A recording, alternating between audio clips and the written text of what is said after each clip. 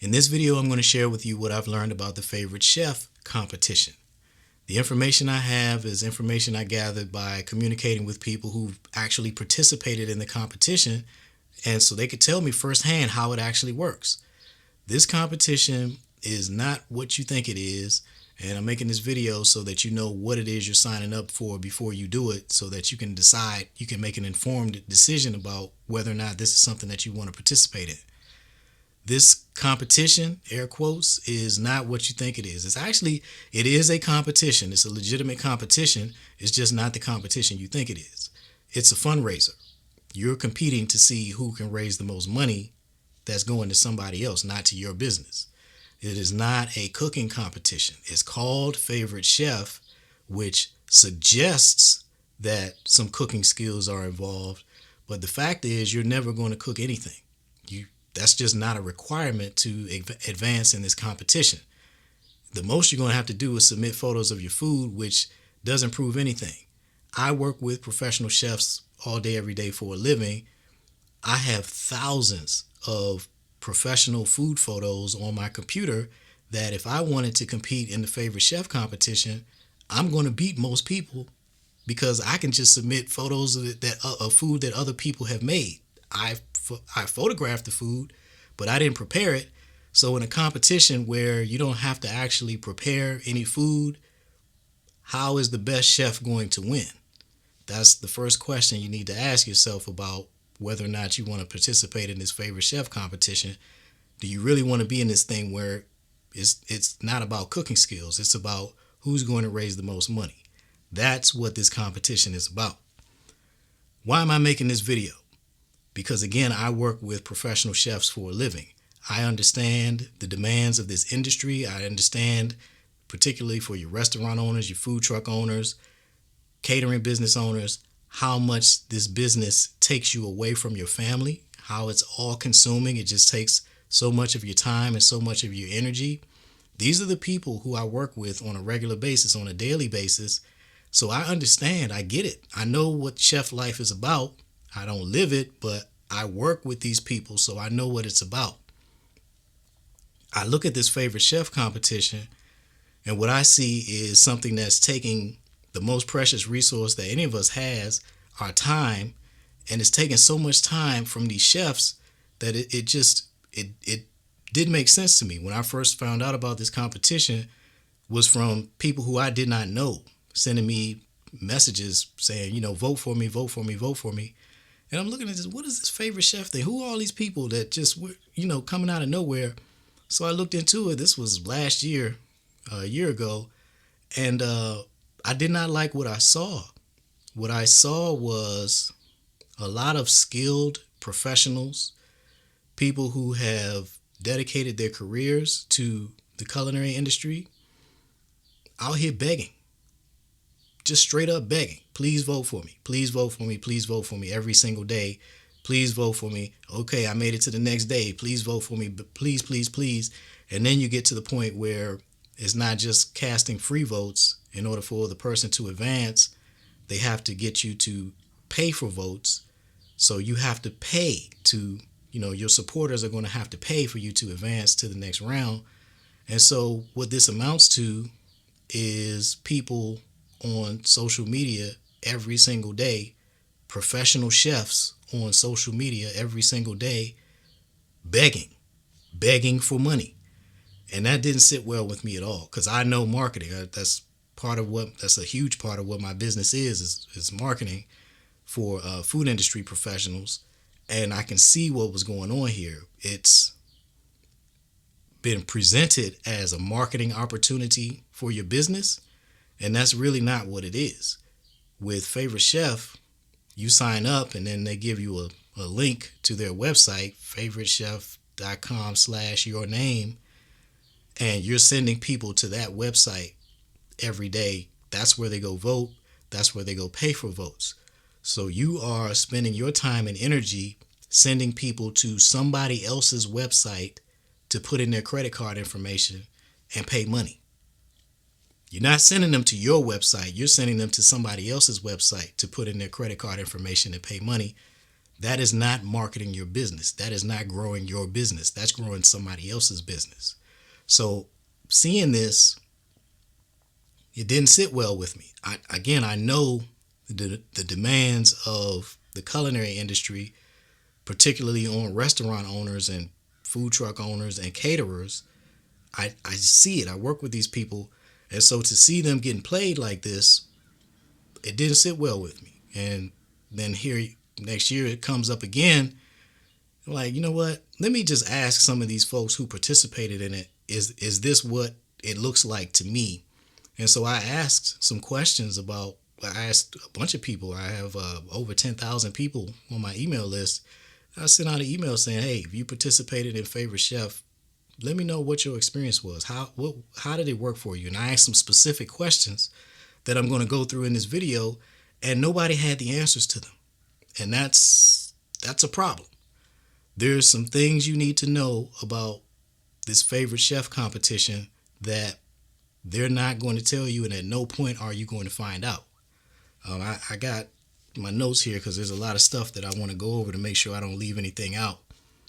Number one, this fundraiser, that's what it is.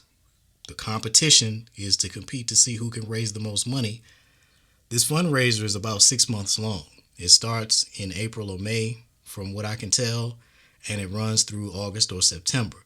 Again, I say from what I can tell because I'm not aware of anywhere that you can find out what are the exact dates for this fundraiser. What is the period that it runs? That, when does it start? When does it stop? How many rounds is it? What do you have to do to advance? Like, what are the criteria? Most people, even if you're not a sports fan, you're familiar with March Madness and what the NCAA tournament bracket looks like. It starts, on the outside edges, you have all of these teams, and then you move in, and then there's fewer teams, and then you move in, and then there's fewer teams. You can see who's competing, how many teams are competing, what the dates are for the different rounds of the competition. With Favorite Chef, you don't get any of that information. You have no idea how many people you're competing against. You get divided into groups, and then there's higher level organization units, a group, maybe a division or something like that. You don't know any of this. You don't know how many people are in your group. You don't know how many groups are in your region or your market. You have no idea who you're competing against. You're just campaigning and campaigning and campaigning every day, begging for money. And you're raising money, you have to raise money to advance. So it starts out with free votes. In the beginning, it's free. Then you have to start paying in order to advance, or you get eliminated. So you're raising money this entire time once you get to past the first few rounds. And this is where they get you, because you've been talking about this thing every day. You've been promoting it every day. Then you get to where, they start encouraging you to get people to pay for votes. So you start putting in your money, and you start getting other people to put in their money, and it starts small. And then, to advance, to remain competitive, you got to keep spending money. So you got to put more money in, and then more money. And again, this competition goes for 6 months. But you don't know this. You don't get this information up front. So by the time you get so far into it that you've already started putting money into it, and you got other people's money into it, you can't just quit.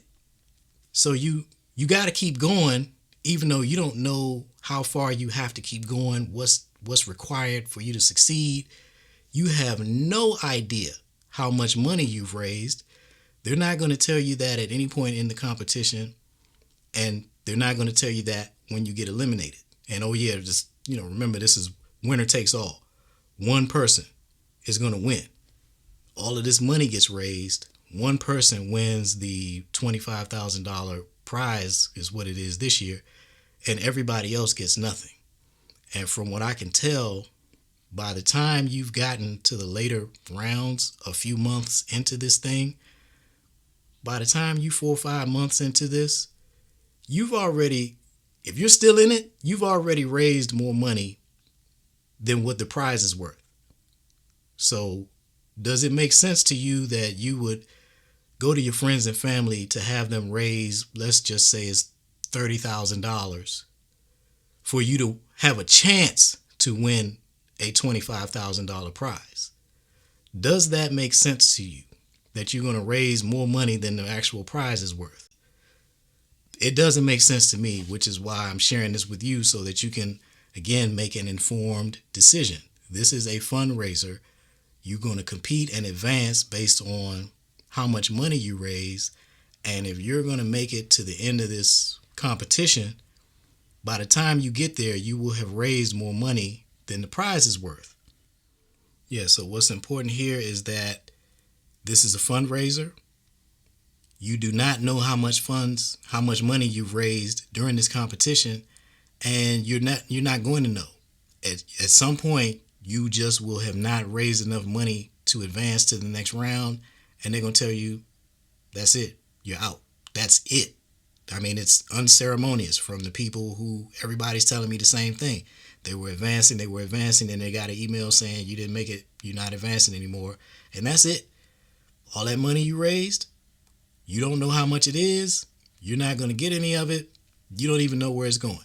You don't know. If you know where it's going, please leave it in the comments. I want what I've discovered, what I was asking, the questions that I was asking, nobody had the answers to. So if you're competing in this competition and you actually have some better information than what I have, please share it in the comments. Do you know where the money is going? And I don't mean, we know that they name a nonprofit every year that they're going to donate the money, a portion of the money to. Do you know what portion of the money? Number one. Number two, where does the rest of it go? So if you got to know where it's going, this year is James Beard. There's been different organizations other years. What percentage of the money is the James Beard Foundation going to get? And where does the rest of the money go? Do you know the answers to these questions? Because this is the money. This is your money. This is the money of your friends and your family. Do you know where it's going? Another thing that's important for you to understand is that your supporters are spending more money than you're aware of.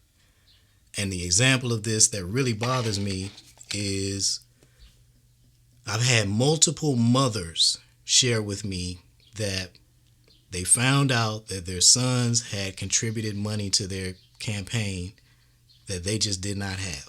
Money that they could not afford to give because they wanted to support their mother. And if you think about it, well, if you see any of these favorite chef videos and you see how they encourage you to, just pour out your heart and, make these emotional appeals to people to support you, share your dreams and all of this, you just really laying it out there, putting yourself out there like that. If you've seen any of these videos, then you will understand how a son would react to seeing his mother putting herself out here like that, just begging, please support me. I'm trying to get, this is my dream and this and that and that. If any son, any mother who's raised a son, they have a good relationship. He loves her, she loves him. That's his mama.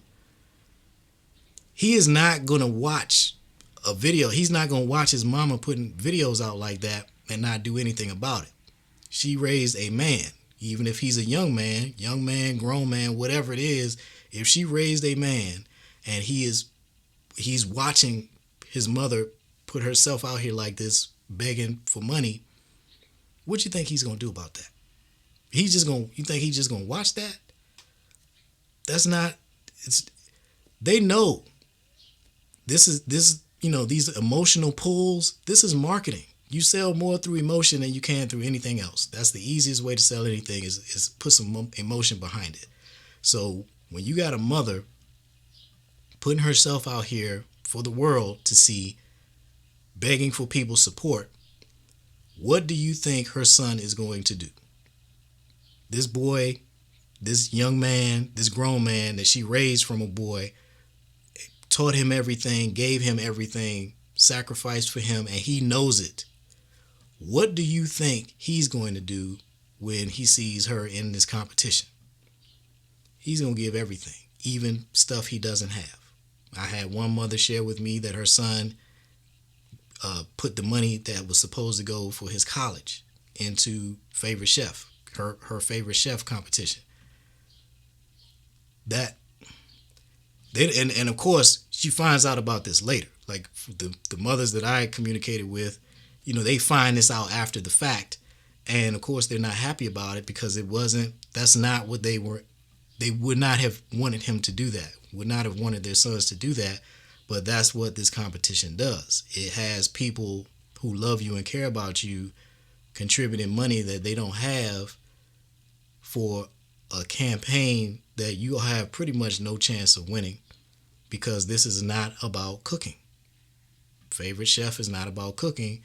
You're going to get beat by people who have more money that they can direct to their campaign, whether it's their money or their network's money. They have a network of people who have more money than your network of people.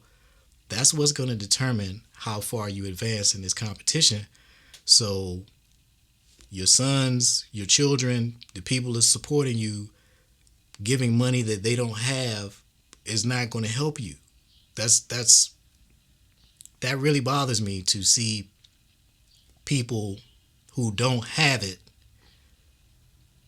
but they're putting their money into this thing because none of the people participating in the competition actually understand what it is. They don't know that this is a fundraiser. They don't know what it's about. Like I said before, you just get pulled into it. It starts out free, and then it starts out charging a little bit of money, and then it's by the time you realize it, you too far into it to just walk away from it. And to stay in it, you just got to keep putting in more money. And that's how people get, and share your story in the comments. Again, please don't take my word for it. I want folks who've experienced this firsthand to share their experiences, good or bad, with Favorite Chef. Talk about how much money that you became aware of that your friends and family contributed to your campaign, and what benefit did you get from it. So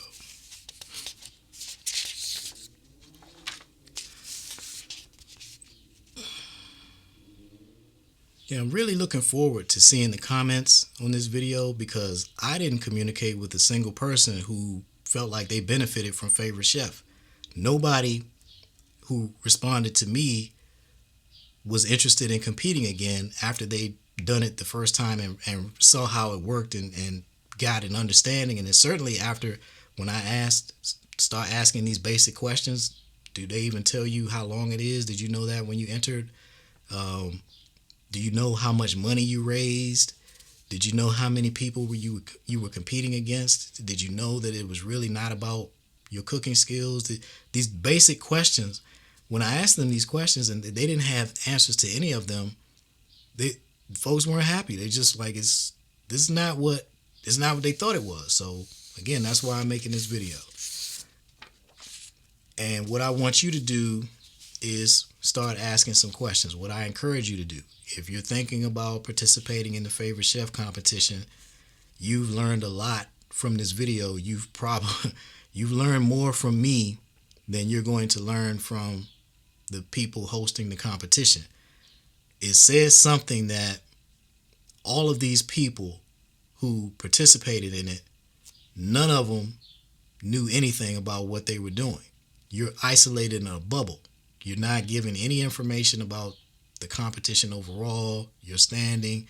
It's just raise more money, raise more money, raise more money. Okay, you didn't raise enough money. Goodbye.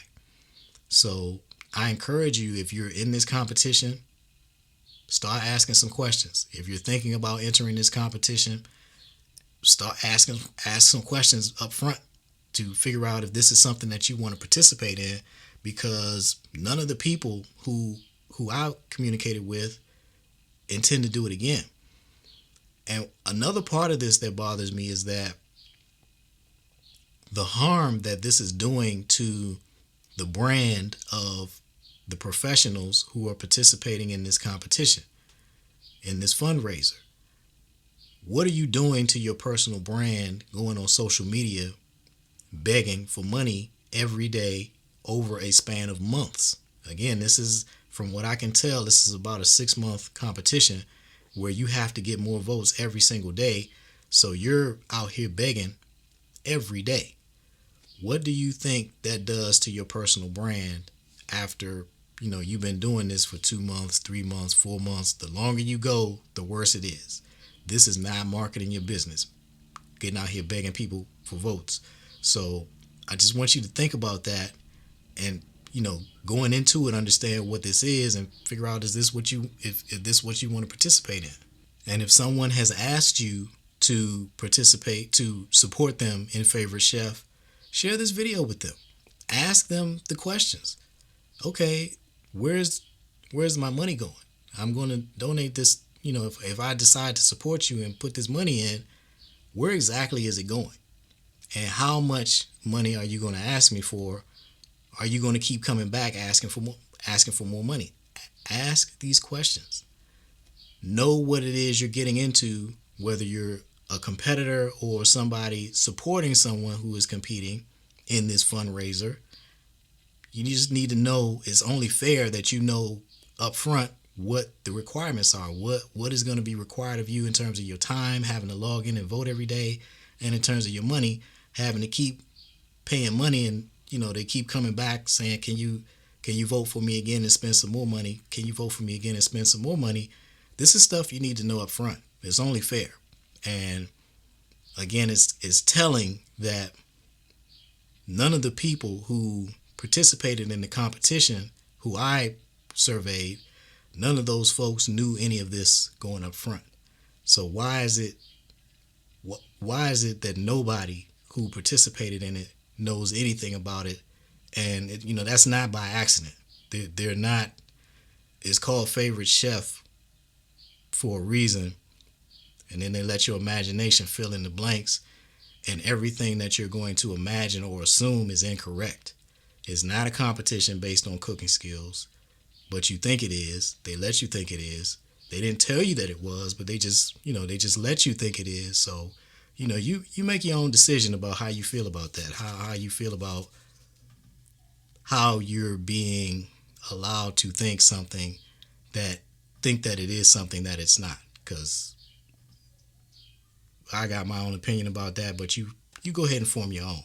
So what's the solution I propose? You want to market your business. That $25,000 prize looks good. What is the solution that I propose? I recommend that you start your own cooking show. That's what my channel is about. That's what I do. That's the service that I offer. I teach chefs how to start a cooking show and generate revenue from it. That's what this channel is all about. You can explore it, take a look at the videos.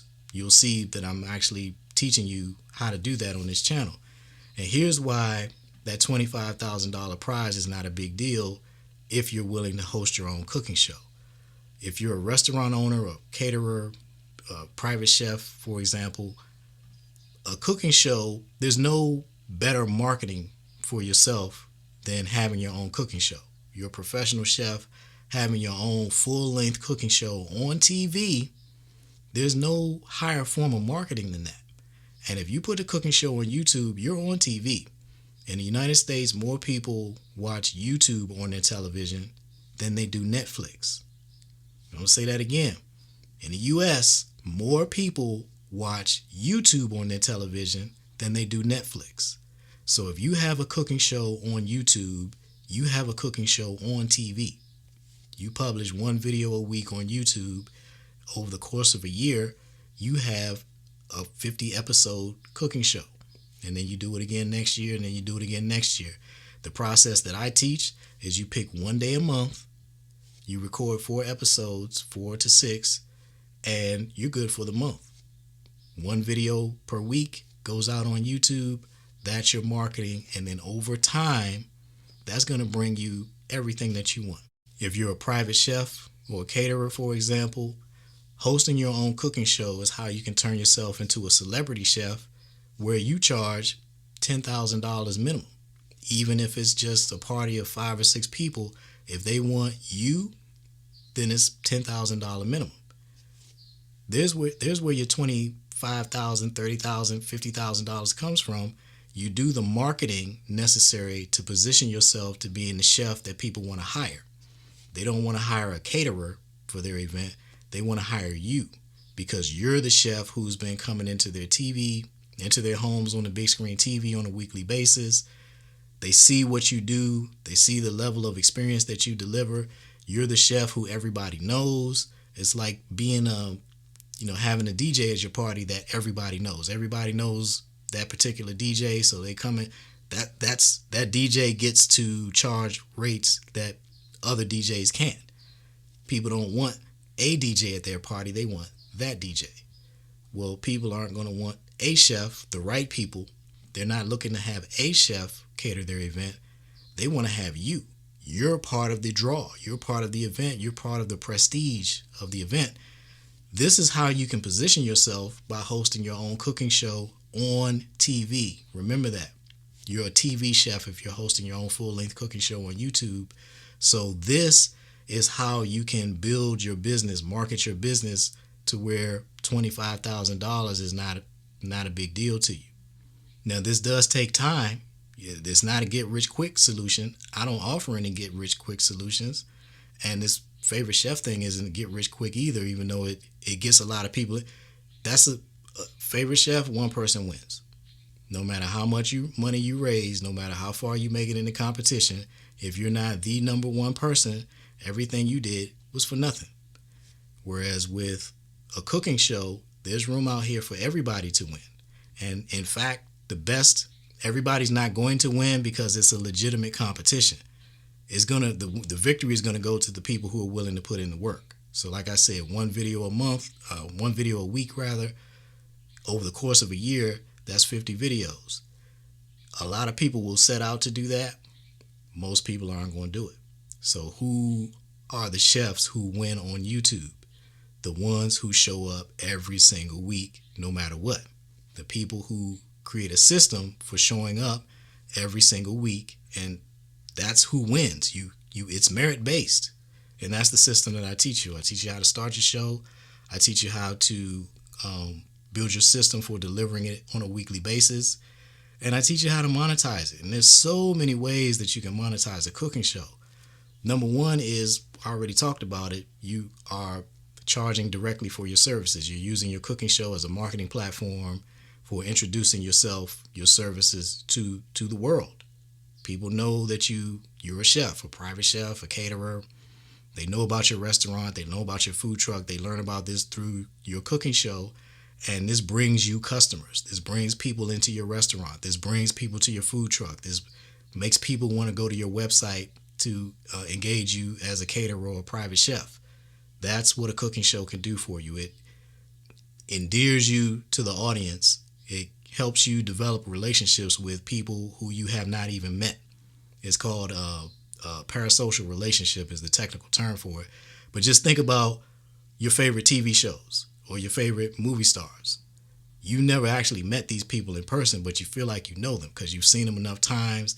And if you actually met them in person, you walk up to them and want to give them a warm greeting and talk to them because you just feel like you know them. Well, you don't need Hollywood for that. All you need is your smartphone. Put yourself on YouTube 50 times a year. You're going to build that relationship with people in your local community as well as around the world. So for people who own a brick and mortar, your cooking show is absolutely going to bring people to your establishment, and that's guaranteed money. It takes you a little bit of time to build it up, but instead of, praying, for some kind of miracle in a competition, you can just put the same work in every week, actually much less work. Because again, this is my system is you do this once a month. You record your videos once a month and then you're done. That's way less work than favorite chef, way less time. And it's not harming your brand. It's actually building your brand. You're sending people to your website to pay you money, not somebody else's website to pay money that you don't know where it's going to go. So that's the first way is if you have a product or service that you want to sell, you can sell, use your cookbook to sell that. You can sell, using your cooking show to sell that. You can sell cookbooks if you want. If you've written a cookbook already, you can sell that. If you've always wanted to do that, you can create a digital cookbook and use your cooking show to sell that. You can If you're an experienced restaurant owner or experienced food industry professional, rather, whether that's a restaurant, food truck, catering business, you've been doing this 20 or 30 years, you have knowledge that people will pay you for. You can start a coaching business, and I'll just use the restaurant owner as the example. You can start a coaching business where you're charging $10,000 per person or more to teach them the business of food. And anybody who's ever opened a restaurant knows $10,000 is cheap. That's nothing to pay to learn either how to enter the restaurant business the right way and be successful, or to learn that this is not what you really want to do. Paying $10,000 to find out the truth about owning and operating a restaurant, and then realizing that, yeah, I really don't want to do that. You got off cheap. You paid to save yourself from a whole bunch of headache and financial obligations that a nightmare life that you don't want to live. If you're not cut out for that industry, paying $10,000 to find that out, that's getting off cheap. So as an experienced food industry professional, you have this knowledge. People will pay you for it. You can start a coaching business and take on as few or as many people as you want and teach them what you know about the business of food. And there are folks that will pay you because it's, people have to cash in their retirements to open restaurants and then ultimately fail. Most of them. So what you can offer through your cooking show, you're establishing yourself as somebody who knows this business. People are going to reach out to you and say, hey, can you, I'm thinking about opening something up. Can you help me out? I sure can. I have this coaching program. Or you could do it via online courses. You can teach an online course, the 101 of opening a restaurant. What are the basics that you need to know before you even think about trying to open a restaurant? That's a course that people will pay you for because everybody's got a dream to open a restaurant, and those folks just don't know what it really entails. You can teach them that through a coaching program, through an online course, a combination of the two. These are ways that you can turn your knowledge into a product that you sell so you're able to make money without standing in a hot kitchen all day, every day. That's another example of how you can use a cooking show to make money. Let me see. So from YouTube, you're straight up your ad revenue. So eventually your channel will grow to the point that you're able to monetize it. You're going to be able to get a revenue from YouTube ads. So that's passive income. You're just making these videos, you're putting them out. People are watching your videos. You get paid based on the ad revenue from people watching your videos. That's passive income. That money just comes in. You make that video one time, and it generates revenue for you forever. Affiliate programs. So you can create an Amazon affiliate account, and then you can put links in the description box of the video to the various types of, you might use a blender, particular type of blender, for example, or particular type of chef knives, or whatever it is, the products that you use. People who are watching you and learning from you are going to want to use those too. You put a link in the description box to the products that you use, your Amazon affiliate link, or affiliate links to other programs, other platforms. When people click that link and make a purchase, you get a commission. That's passive income. That's passive income. So when you think about the model that I'm teaching you here, one video a week, every single week, over the course of a year, that's 50 videos. Over the course of 2 years, that's 100 videos. Each one of these videos, you're generating ad revenue from. You have the affiliate links in the videos that are generating revenue. That's also passive income. In the description box, you also have the links. If you're a caterer or a restaurant owner, for example, each one of these videos is sending people to your website or to your restaurant where they can pay you money. This just compounds. Each one of these videos is a revenue generating asset. And the more of them you create, the more of these independent revenue generating assets you have out in the world just doing this work on your behalf to bring you money. This is what you can accomplish with a cooking show. Sponsorships.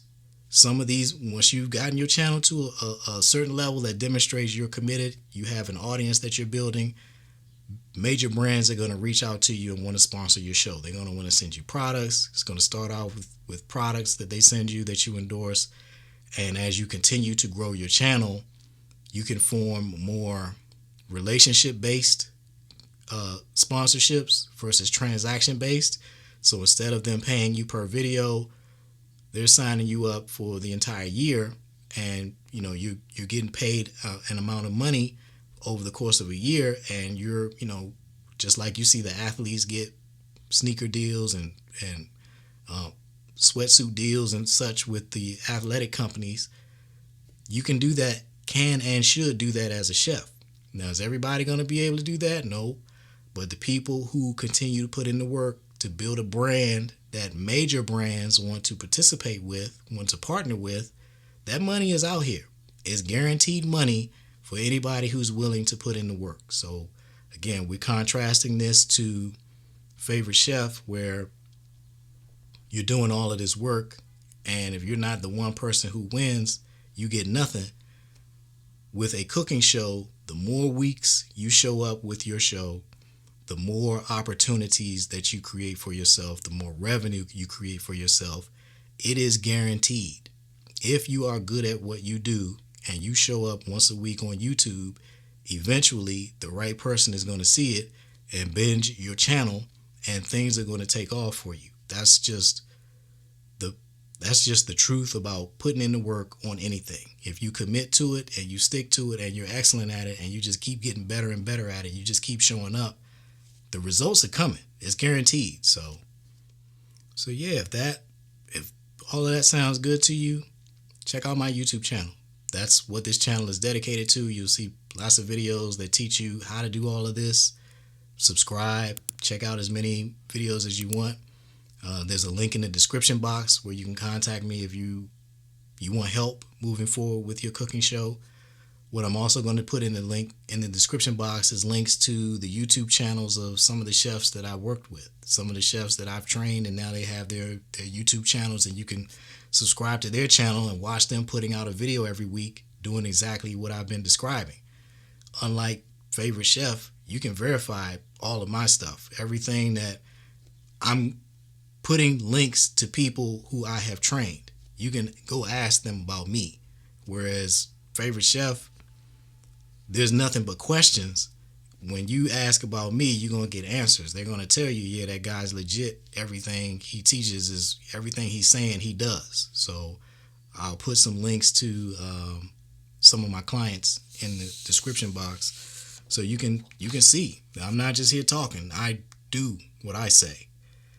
And share your experience with Favorite Chef in the comments. If you've participated in it, please share your experience. If you had a good experience, I want to hear about it. I haven't been able to come across anybody who had a good experience, and I find that disturbing. I would love to hear that this is not what it looks like, but I have found no evidence that it is anything other than what it looks like. It looks like it's a fundraiser. It's a legitimate fundraiser. They're just not telling you what it is when you sign up, and you're just doing all of this work and with no end in sight. You don't even know what it is you're doing, what you're participating in, how much money you raise, who you're competing against. It's just all of these unknowns that you have to ask yourself, why is none of this information available? Why are so many people signing up and participating in something and they're not being provided information? Why are the organizers not providing you with any information? That is something that gives me pause. So, but you draw your own conclusions about that. So yeah, I think I've covered it all. I'm just looking at my notes here to make sure I didn't leave anything out. Yeah, thanks for watching. If you enjoyed this video, check out this video. You're definitely going to like this one because I'm showing you exactly what to do to start your cooking show. And yeah, thank you for watching, and I'll see you in the next video.